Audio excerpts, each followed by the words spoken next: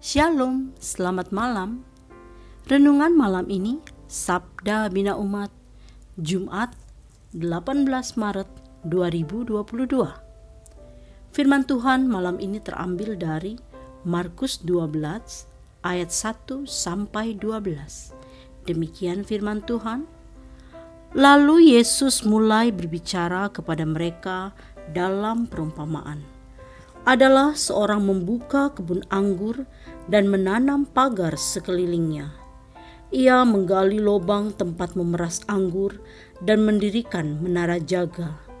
Kemudian ia menyewakan kebun itu kepada penggarap-penggarap, lalu berangkat ke negeri lain.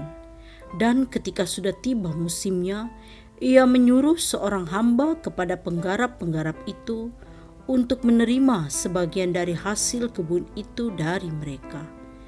Tetapi mereka menangkap hamba itu dan memukulnya, lalu menyuruhnya pergi dengan tangan hampa. Kemudian ia menyuruh pula seorang hamba lain kepada mereka. Orang ini mereka pukul sampai luka kepalanya dan sangat mereka permalukan. Lalu ia menyuruh seorang hamba lain lagi, dan orang ini mereka bunuh.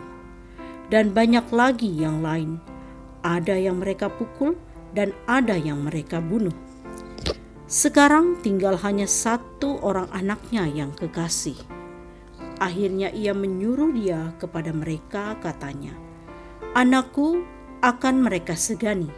Tetapi penggarap-penggarap itu berkata seorang kepada yang lain, "Ia adalah ahli waris, mari kita bunuh dia, maka warisan ini menjadi milik kita."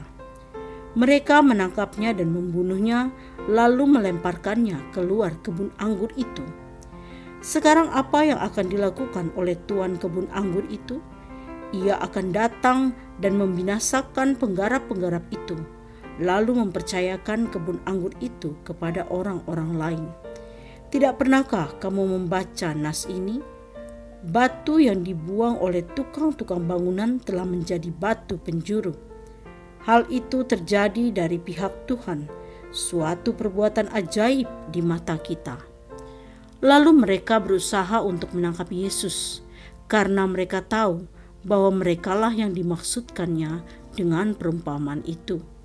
Tetapi mereka takut kepada orang banyak, jadi mereka pergi dan membiarkan dia. Demikianlah firman Tuhan. Renungan malam ini bertema penggarap yang benar. Yesus menceritakan perumpamaan ini kepada para pemimpin agama di Israel.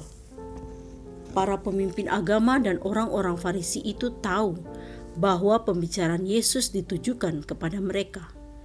Mereka yang dipercayakan untuk melayani umat digambarkan sebagai penggarap-penggarap kebun anggur. Akan tetapi, justru merekalah yang menjadi penghalang bagi umat untuk mengenal dan percaya kepada Allah yang datang kepada umatnya. Sungguh sangat disayangkan bahwa ketika mereka yang dipercayakan tugas mulia itu justru menyalahgunakan kepercayaan yang diberikan demi kepentingan mereka sendiri. Kehadiran mereka malah menjadi batu sandungan di ladang pelayanan milik Tuhan.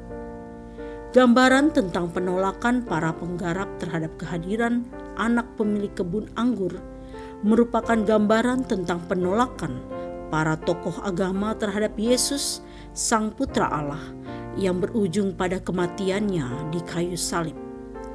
Kisah perumpamaan ini mengingatkan kita sebagai pelayan yang dipercayakan Tuhan untuk menggarap ladang pelayanannya dengan benar.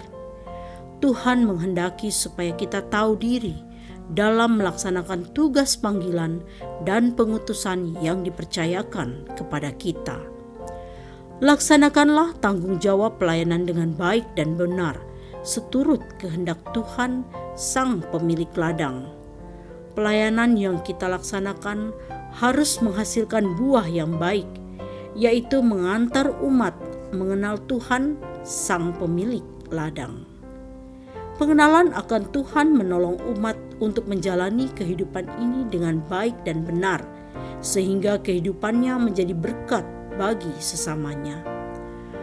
Agar dapat menghasilkan buah-buah kebenaran dalam pelayanan, kita dituntut untuk bekerja keras dan berani berkorban, bukan karena kita kuat atau hebat, tapi karena Tuhan Yesus yang telah lebih dahulu berkorban dan memberikan yang terbaik untuk kita.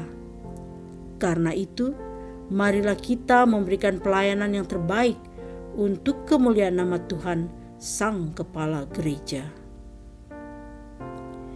Doa malam ini, Tuhan, layakkan kami menjadi pekerja di ladang-Mu dengan hati tulus, agar melalui karya kami, nama-Mu dimuliakan. Amin. Demikianlah renungan malam ini. Selamat beristirahat. Tuhan Yesus memberkati.